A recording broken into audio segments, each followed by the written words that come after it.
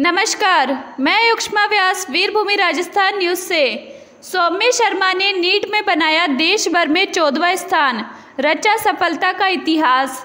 Neurologist doctor बनकर गरीबों की सेवा करने का सपना। नीट परीक्षा 2025 में सौम्य शर्मा ने ऑल इंडिया में 14वीं रैंक लाकर MBBS के चयन में शानदार ऐतिहासिक सफलता प्राप्त की है। प्रथम प्रयास में ही सौम्य शर्मा ने देश भर में सफलता का परचम लहरा दिया है। अपने आत्मविश्वास की बदौलत बिना किसी प्रेशर से ये सफलता प्राप्त की है।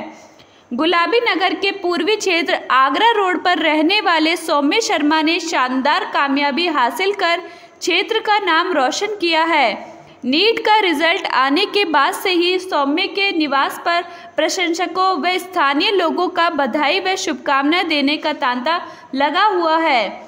माला व साफा पहनाकर व मिठाइयाँ खिलाकर शुभकामनाएं दी जा रही है। सौम्य शर्मा पुत्र डॉक्टर रविशंकर शर्मा निवासी मॉडल टाउन प्रेमनगर पुलिया आगरा रोड की सफलता पर जयपुर शहर में खुशी का माहौल है। वहीं आगरा रोड सौम्य शर्मा की सफलता पर गौरवान्वित हो रहा है। राजस्थान ब्राह्मण महासभा के पदाधिकारियों ने सौम्य शर्मा सहित परिवार को किया सम्मानित।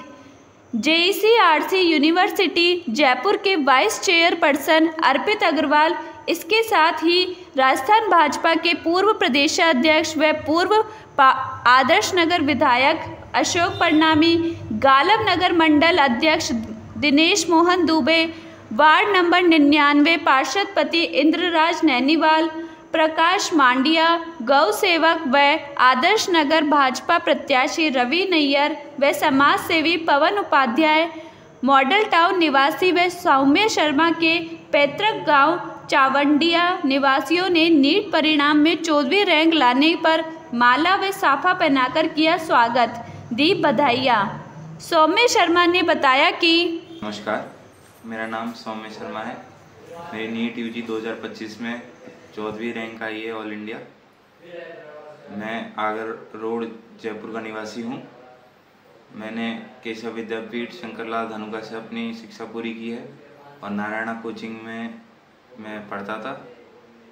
मेरे पिताजी का नाम रविशंकर शर्मा है, मेरे दादाजी का नाम बनवारी लाल शर्मा है जी। इस सफलता का श्रेय मैं अपने फैमिली मेम्बर्स, टीचर्स और जो भी मेरे दोस्त हैं उनको देना चाहूँगा, जो कि मेरे प्रिपरेशन में मेरे साथ रहे हैं। उन्होंने मेरा हमेशा से सपोर्ट किया है और मुझे ये फेथ दिलाया है कि मैं ये सफलता प्राप्त कर सकता हूँ। परिवार की ओर से आपको किसी तरह का, किसी पिताजी से, माताजी से, किसी और से आपको सहयोग मिला हो उससे पढ़ाई में? हाँ, मतलब कभी भी परिवार वालों से कोई प्रेशर नहीं मिला कि हमेशा आपको मार्क्स अच्छे ही लाने। उनका यही था कि बेटा तू तो कर ले, जो तेरे से हो वो वैसा ही बढ़िया रहेगा जी। तो मैं प्रेशर नहीं लेता था किसी का भी। टीचर से बात करता रहता था। टीचर्स भी मुझे कभी मतलब हमेशा मोटिवेट करते थे कि बेटा ऐसे करना है, वैसे करना है, समझाते थे कैसे कैसे अपन तैयारी को और भी अच्छा कर सकते हैं। दोस्त भी मेरे अच्छे थे तो वो भी मुझे समझाते थे कि भाई कैसे और भी क्वेश्चंस करते हैं, या फिर कोई डाउट आता था तो मैं दोस्तों से भी पूछ लेता था, टीचर से भी पूछ लेता था। कभी मार्क्स कम भी आते थे तो वो उस टाइम पे मोटिवेट कर देते थे मुझे जी। पारिवारिक पृष्ठभूमि हम मूल रूप से चावंडिया गांव के निवासी हैं और हमारी फैमिली में मेरे दादाजी हैं जो कि सेवानिवृत्त अध्यापक है, उनका नाम है बनवारी लाल शर्मा। मेरी दादी जी हैं, उनका नाम है चंद्रकांता देवी। मेरे पिताजी हैं जो कि एसोसिएट प्रोफेसर हैं JEC यूनिवर्सिटी में, उनका नाम है डॉक्टर रविशंकर शर्मा। मेरी माता जी हैं जो गवर्नमेंट टीचर हैं, उनका नाम है ज्योतिषिका शर्मा। मेरा बड़ा भाई है जो कि NIT भोपाल से अपनी BTech कर रहा है मैथमेटिक्स एंड डेटा साइंस में, उसका नाम है लक्ष्य शर्मा। पढ़ाई के साथ आपकी कोई हॉबी? पढ़ाई के टाइम मतलब 2 साल तो मैंने थोड़ा कम ही रखा कि कोई जो हॉबी है थोड़ा सा कम ही करूं, क्योंकि फिर पढ़ाई को ज़्यादा मैं टाइम दे सकता था। लेकिन थोड़ा सा एंजॉयमेंट करने के लिए जैसे बीच बीच में मैं स्पोर्ट्स खेल लेता था, जैसे कबड्डी का मुझे शौक था। और थोड़ा शाम को अगर टाइम मिलता था तो जॉगिंग पे चले जाता था। कभी थोड़ा बहुत ड्राइंग में भी इंटरेस्ट था तो वो बना लेता था। मैं एनीमे जो होते हैं वो देख लिया करता था, थोड़ा मोटिवेशन और टाइम पास करने के लिए।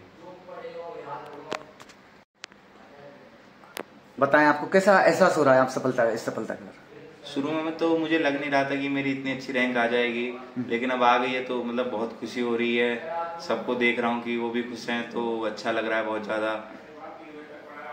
आगे आप जो और बच्चे जो तैयारी कर रहे हैं उनके लिए क्या संदेश देना चाहोगे? उनके लिए यही संदेश है कि आप लोग ढंग से मेहनत करें, अपने जो प्रिपरेशन है उसमें कंसिस्टेंसी रखें। ऐसा नहीं कि एक दिन मेहनत कर ली, 2 दिन मेहनत कर ली और पूरे हफ्ते को छोड़ दिया। आपको कंसिस्टेंटली पूरे 2 साल जो आपकी प्रिपरेशन है 11th-12th में उसको ढंग से करना है, और अपने टीचर से कनेक्ट बना के रखें, वही आपको गाइड करते रहेंगे पूरे आपके प्रिपरेशन के टाइम में।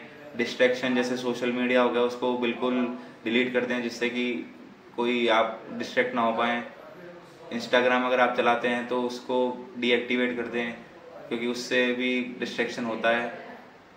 बस फिर और तो आप मेहनत करेंगे तो एक दिन उसकी सफलता तो जरूर मिलेगी आपको। नहीं, मोबाइल आपने यूज किया कि नहीं किया था? मोबाइल मेरे पास था तो सही, लेकिन इंस्टाग्राम वगैरह में चलाता नहीं था, सिर्फ व्हाट्सएप यूज करता था टीचर्स को डाउट पूछने के लिए, और ऐसे यूट्यूब मैंने चलाया नहीं। अच्छा, इस तरह से आप मतलब सोशल मीडिया से दूर रहे आप? हाँ, सोशल मीडिया से मैं दूर रहता था। आगरा रोड, जयपुर का निवासी हूँ। ये जो सफलता आपने प्राप्त की है वो किस तरह से की आपने? क्या क्या दिनचर्या कैसे रही आपकी? दिनचर्या तो यही है कि सेल्फ स्टडी जो है, कोचिंग के अलावा 6 से 7 घंटे अगर अच्छे से हो जाए तो वो सही रहता है। तो जैसे मैं फिजिक्स को 3 घंटे पढ़ता था, उसके अलावा जो केमिस्ट्री और बायोलॉजी है उसको बाकी टाइम उनको पढ़ता था। तो ज़्यादातर टाइम मैं अपना फिजिक्स में लगाता था, क्योंकि शुरू में वो मेरा वीक सब्जेक्ट था जी। फिर बाद में वो सही हो गया था, क्योंकि ज़्यादा क्वेश्चन प्रैक्टिस करे तो वो सही हो गया। फिर उसके बाद मतलब दिनचर्या तो यही थी कि मैं अपना मैक्सिमम जो पढ़ाई है वो रात के समय करता था, क्योंकि सुबह मुझे थोड़ी सी नींद आती रहती थी। मेरे साथ उल्टा था, क्योंकि रात को मैं कंसंट्रेशन से पढ़ाई कर सकता था। तो जैसे रात को मैं कोचिंग से आता था 10 बजे के करीब, 8:45-10 बजे करीब मैं घर पहुंचता था। फिर उसके बाद 10:30 बजे मैं पढ़ाई करने बैठता था और 2 बजे तक पढ़ाई करता था। फिर उसके बाद मैं सो जाता था और सुबह उठता था मैं 9 बजे। फिर 9 बजे से मैं पढ़ाई करने बैठता था 9:30 बजे के करीब। फिर उसके बाद मैं पढ़ाई करता था 12:30-1 बजे। फिर उसके बाद नहा धो के मैं कोचिंग चले जाता था। वहाँ पर टीचर्स वगैरह से डाउट पूछ के दोस्तों से बात करके 3:45 बजे से हमारी क्लास चालू हो जाती थी, और फिर 8 बजे तक क्लासें रहती थी हमारी। जी, भविष्य की आपके बारे में बताइए। अभी तो मैं एम्स दिल्ली ज्वाइन करूँगा, फिर उसके बाद कोशिश करूँगा कि पीजी और जो भी आगे सुपर स्पेशलाइजेशन है होती है उसमें भी एम्स दिल्ली ही रहे।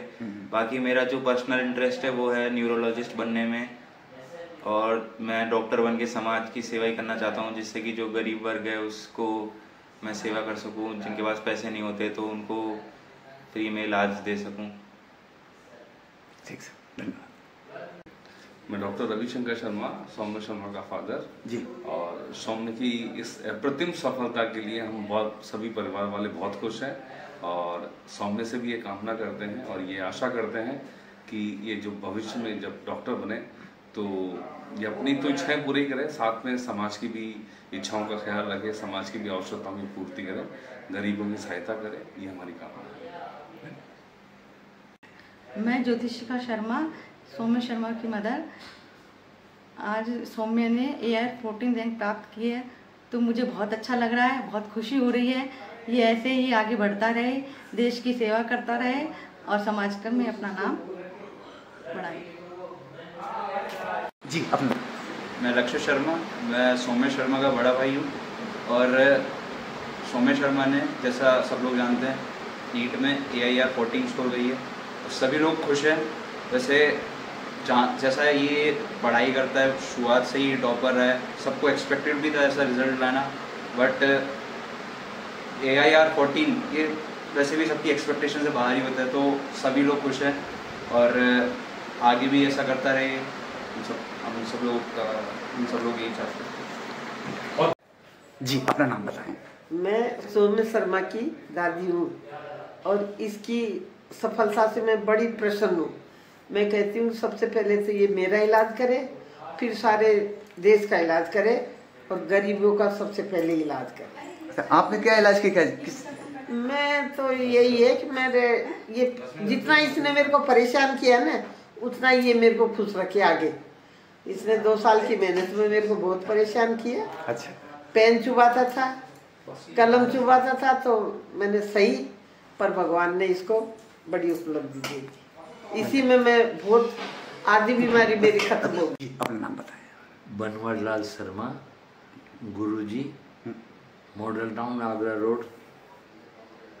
और ये जो है सौम्य शर्मा मेरे पुत्र हैं। बचपन पालने में पूत के पैर जो है पालने में दिख जाते हैं। तो ये वैसे हम Saint Lawrence Group of Schools की ओर से अंतर्राष्ट्रीय योग दिवस की हार्दिक शुभकामनाएं। तो ये तो अभी विश्वास था कि जो कुछ भी होगा ना, तो ये कुछ करके दिखाएगा। हमारी अपेक्षाएं थी और इसमें भी मतलब गुण थे शुरू से। ये तो हमें